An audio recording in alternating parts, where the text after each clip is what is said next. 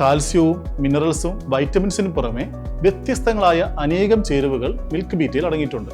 Milk beta 2 കിലോയ്ക്ക് 360 രൂപ, 5 കിലോയ്ക്ക് 890 രൂപ, 20 കിലോയ്ക്ക് 2980 രൂപയ്ക്ക് കേരളത്തിൽ എവിടെയും ലഭ്യമാണ്.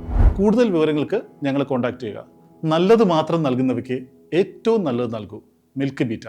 സതീശൻ മുഖ്യമന്ത്രിയായ ദിനം പള്ളുരുത്തിയിൽ UDF പ്രവർത്തകർ പായസം വിതരണം ചെയ്തു.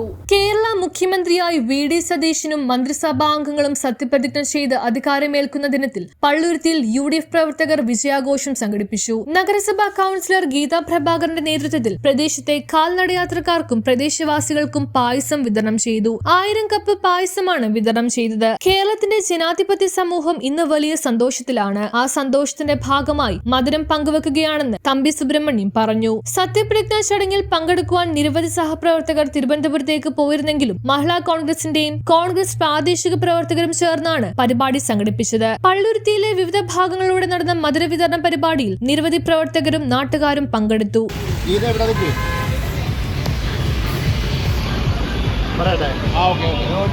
ഇന്ന് ടീം UDFന്റെ വിജയദിനമാണ്.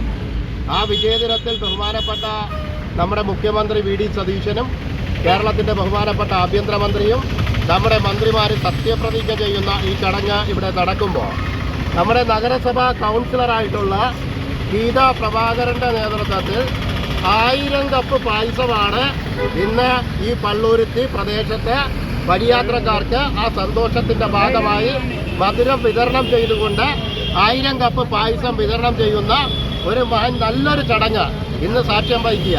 ഇന്ന് കേരളത്തിൻ്റെ ജനാധിപത്യ സമൂഹം വളരെയധികം സന്തോഷത്തിലാണ്.